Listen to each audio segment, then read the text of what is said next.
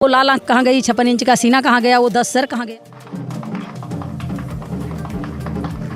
इसकी है, सारी मीडिया बिकी हुई है, सारी मीडिया प्रधानमंत्री की है। कहना क्या चाहते हो? मंत्री चाहते क्या है, ये समझ से बाहर है।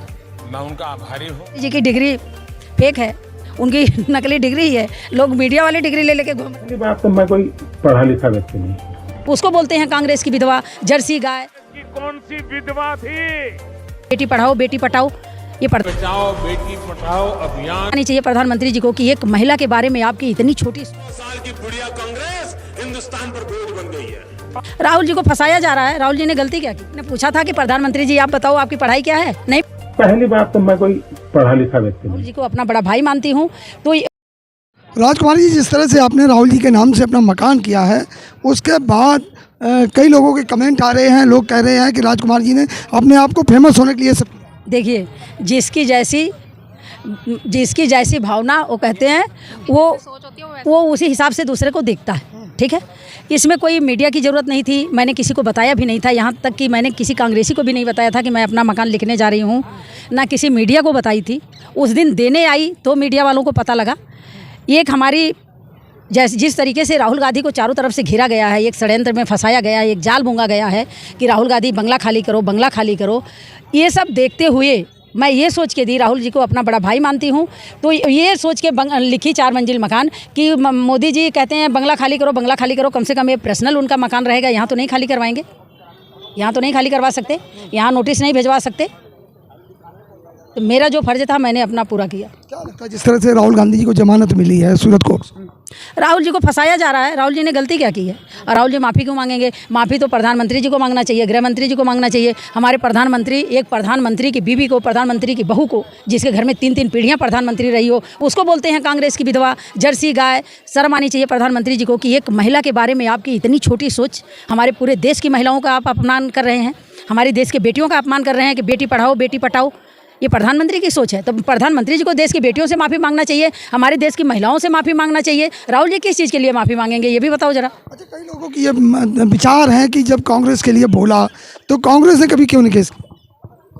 कांग्रेस मतलब वो लोग चाह रहे हैं कि जैसे तुच्छ हरकतों पे वो लोग आए हैं, जैसे गिरी हुई सोच उन लोगों की है, घटिया सोच उन लोगों की है, वो सोच रहे हैं कि ऐसे कांग्रेसियों को भी करना चाहिए।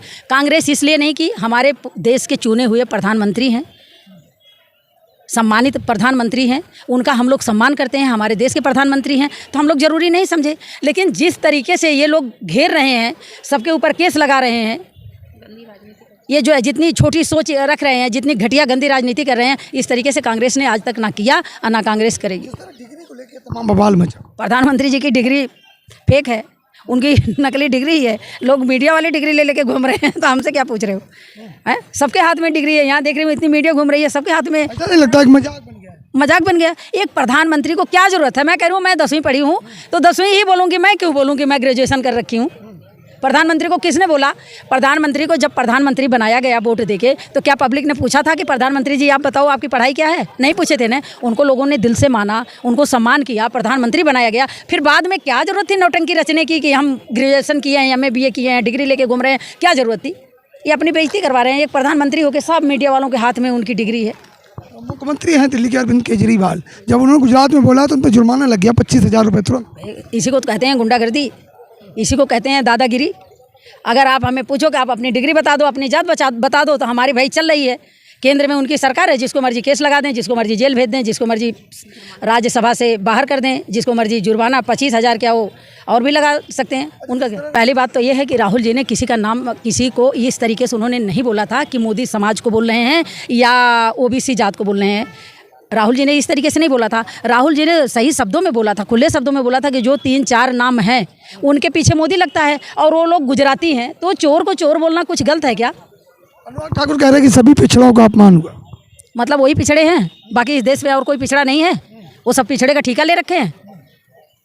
वो पूरे देश की बेटियों का अपमान करें कि बेटी पढ़ाओ बेटी पटाओ, वो अपमान नहीं है।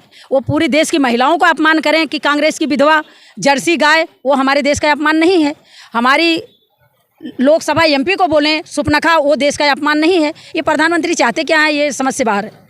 अच्छा, देश की पब्लिक परेशान हो चुकी है। और सन 2024 में इनको बता दिया जाएगा कि प्रधानमंत्री। सर्वे तो बता रहा कि 52% पर अभी है नरेंद्र मोदी। मीडिया किसकी है? सारी मीडिया बिकी हुई है, सारी मीडिया प्रधानमंत्री की है। आप ही सच्चाई बोल दो, अभी घर जाने से पहले आपको ईडी मिलेगी आपके घर पे।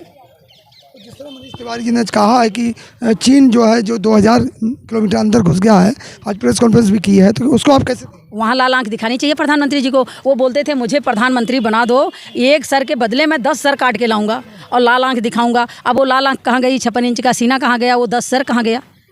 तो कहा ना कोई गुस्सा ना घुसेगा, लेकिन अब देखो पूरे देश को पता है, सभी को पता है कि घुसे हैं कि नहीं घुसे हैं, तो प्रधानमंत्री के कहने से क्या होगा?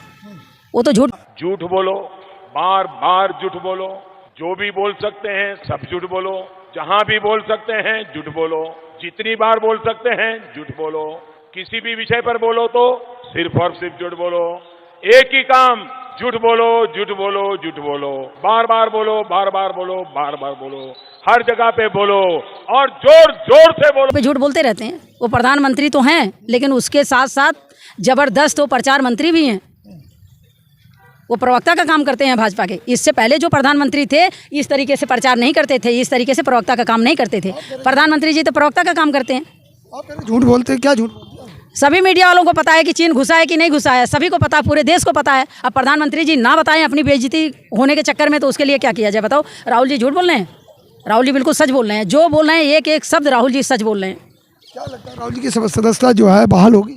देखिए, जो हमारे प्रधानमंत्री जी के हाथ में है, गृह मंत्री जी के हाथ में है, उनको करने दो। लेकिन राहुल जी ना डरे हैं ना डरेंगे, और ना तो कांग्रेसी डरेंगे। जो करना है वो करें।